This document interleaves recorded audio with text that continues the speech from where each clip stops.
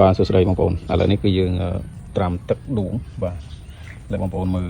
តំណុំខ្នងវាហ្នឹងគឺមានន័យថាវាមានលាមកបាទលាមកអញ្ចឹងណាបងប្អូនអញ្ចឹងយើងត្រូវត្រាំទឹកវាបាទ1 ម៉ោងក៏បានកន្លះម៉ោងក៏បានអញ្ចឹងយើងត្រាំ2 ដងក៏បានដែរបាទម្ដង1 ម៉ោងឬក៏កន្លះម៉ោងបាទយើងត្រាំចោលអញ្ចឹងមកបាទ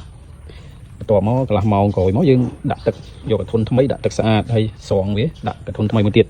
បាទបើសិនវានៅមានលាមកវារៀងទឹកវារៀងល្អទៀតយើងដាក់3 ដងដែរបងប្អូនបាទបន្ទាប់មកយើងរកចំណីឲ្យវាញ៉ាំឲ្យវាហូបបាទដូចជាដូងក៏បានបាទកាដូងក៏បានបងប្អូនហើយយើងទិញដូងមកយើងកោសយកអាដូងយើងបាទចាស់ហ្នឹងឬក៏ដូងទុំយើងកោសមកបាទយើងទៅទិញនៅផ្សារក៏បានដែរបងប្អូនទិញអាដូងគេកោសហើយណាបាទបន្ទាប់មកទៀតយើងឲ្យវាស៊ី1 ម៉ោងឬក៏2 ម៉ោងឬក៏យើងមានពេលឲ្យវាស៊ីមួយយប់អីទៅព្រឹកឡើងស្អែកឡើងយើងធ្វើម្ហូបយើងយកពីដូងហ្នឹងយកមកសោកដែរបាទ